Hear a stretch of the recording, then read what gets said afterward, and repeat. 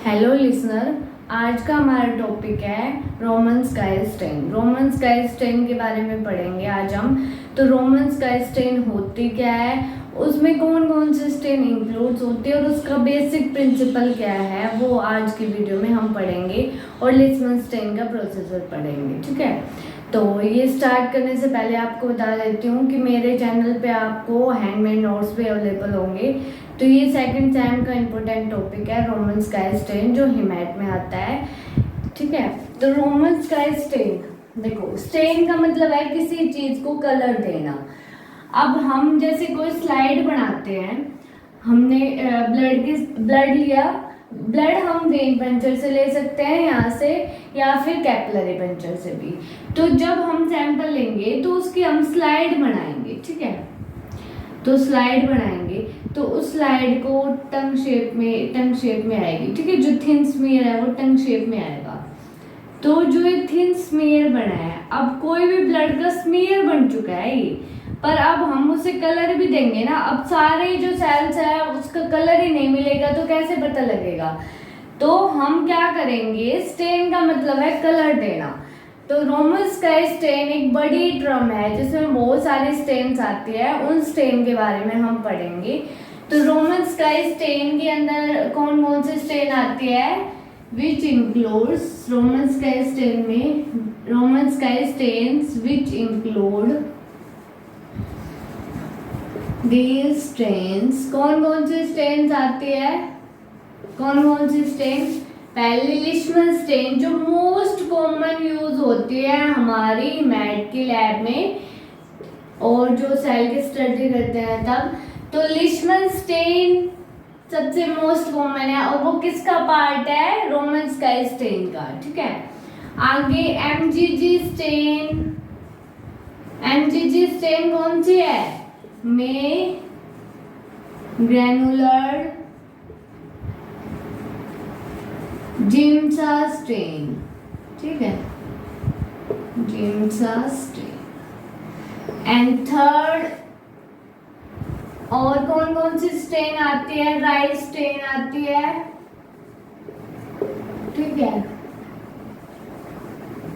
ये सारी स्टेन हमारी उसमें आती है। जिम्सा स्टेन होगी, लिशमन स्टेन होगी, राइस स्टेन होगी और डिफरेंशिएट क्यूकली स्टेन आती है एक, वो।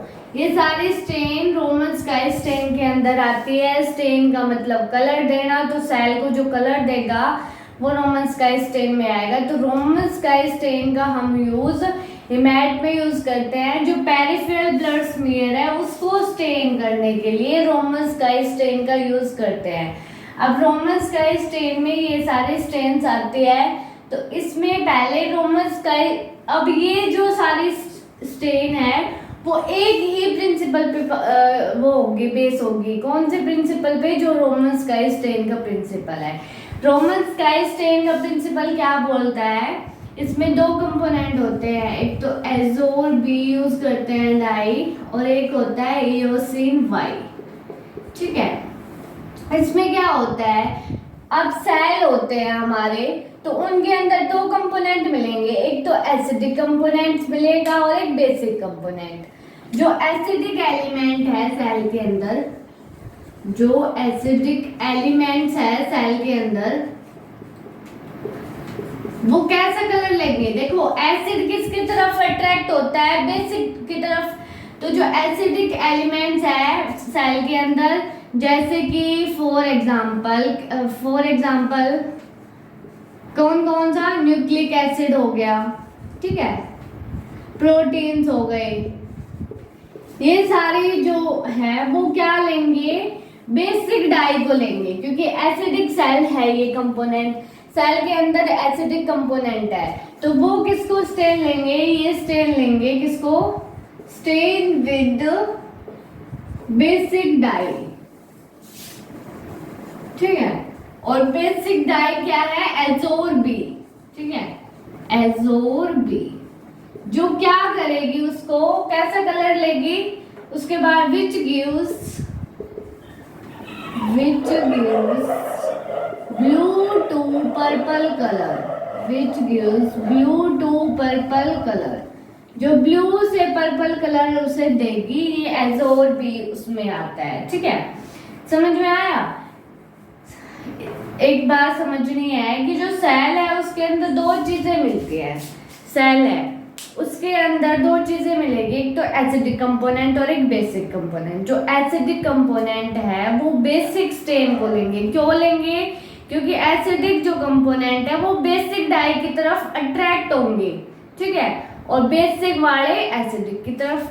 तो ये पहला प्रिंसिपल का पॉइंट है। दूसरा प्रिंसिपल का पॉइंट इससे उल्टा होगा कि जो सेल के अंदर बेसिक कंपोनेंट है, जो सेल के अंदर बेसिक कंपोनेंट है वो कैसी, फॉर एग्जांपल HB हीमोग्लोबिन और साइटोप्लाज्मा। ठीक है, ठीक है, वो कैसे स्टेन लेंगे? Which stain with acidic dye. Acidic dye को स्टेन लेंगे। वो एसिडिक डाई क्या है? Eosin Y. ठीक है, इओसिन वाई। और ये कैसा कलर देगा? Which gives red colouration, red to pink colouration. ठीक है, रेड टू पिंक कलर देगा उसे। तो रोमन स्काई स्टेन का बेसिक प्रिंसिपल है कि जो एसिडिक सेल के कंपोनेंट है वो बेसिक डाई को लेंगे। जो बेसिक सेल के कंपोनेंट है, सेल के अंदर दो कंपोनेंट पाए जाएंगे, एसिडिक और बेसिक। तो एसिडिक कौन से स्टेन लेगा? बेसिक स्टेन लेगा। और बेसिक वाला कौन से स्टेन लेंगे? जो बेसिक कंपोनेंट है वो एसिडिक। ठीक है, इतनी बात समझ में आई?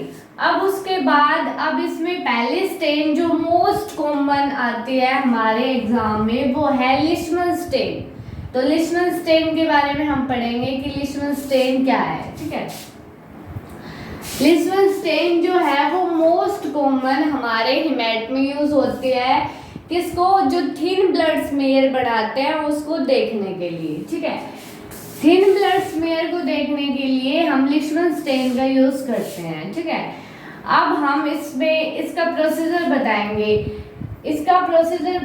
प्रिंसिपल सेम है ये, क्योंकि ये बेसिक किसका है? रोमन स्काई स्टेन का है। ठीक है, तो अब हम इसके क्या बताएंगे? प्रोसीजर। ठीक है, तो प्रोसीजर ऑफ लिशमन स्टेन जो पेपर के पॉइंट ऑफ व्यू से भी बहुत इंपॉर्टेंट है। लिशमन स्टेन का right the principle and procedure of Leishman stain आता है, तो हमें यही लिखना है। ठीक है, तो हम लिखते हैं पहला प्रिंसिपल। पहली चीज क्या है? हमें क्या करना है? सबसे पहले स्लाइड को प्रिपरेशन करनी है। स्लाइड कैसे बताई थी मैंने प्रिपेयर करनी है? हमें एक ड्रॉप यहाँ पे रखनी है और दूसरी स्लाइड लेंगे और उसको 30 to 45 एंगल पे रखेंगे ऐसे, और उसको फिर ऐसे स्प्रेड कर देंगे तो वो टंग शेप की थिन स्मेयर बनेगा। ठीक है, अभी जो ये थिन स्मेयर बना है उसे हमें पहले एयर ड्राई करना है। तो सबसे पहले स्टेप है थिन ब्लड स्मेयर। प्रोसीजर में है ये, thin blood smear are dried, पहले ड्राइड करना है। ठीक है, फिर उसके बाद flood the stain, flood the smear with stain. इसका मीनिंग क्या हुआ कि हमें फ्लोर मतलब डालना।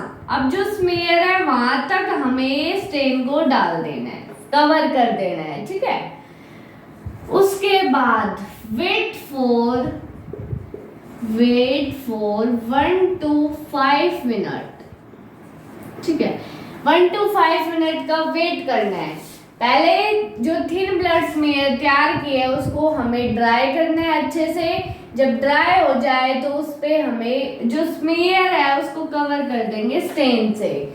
स्टेन से कवर करने के बाद उसे 1 से 5 मिनट या फिर 1 से 2 मिनट के लिए वेट कर लेंगे ताकि सेल फिक्स हो जाए। ठीक है, फिर उसके बाद इसमें क्या ऐड करेंगे? Add equal amount of buffer solution.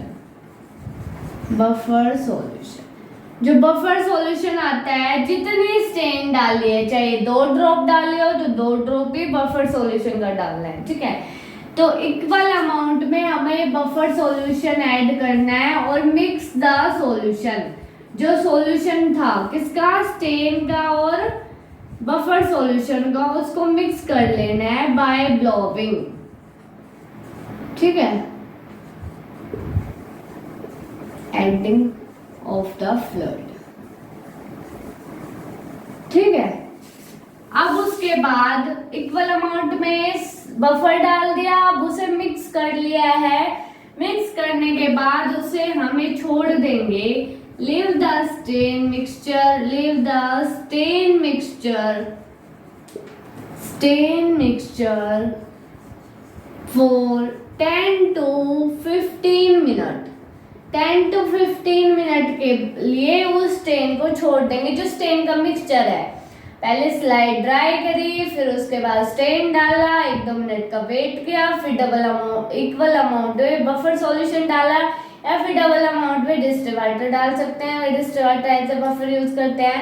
तो फिर और उनको मिक्स किया, फिर उसके बाद उस स्टेन मिक्सचर को 10 से 15 मिनट के लिए छोड़ देंगे, जैसा रखा है वैसे, ठीक है। फिर उसके बाद उस स्टेन को वॉश ऑफ कर लेंगे, वॉश ऑफ द स्लाइड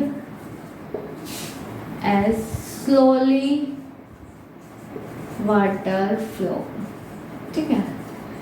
फिर उसके बाद उसे हम एयर ड्राई करेंगे, air dried the slide and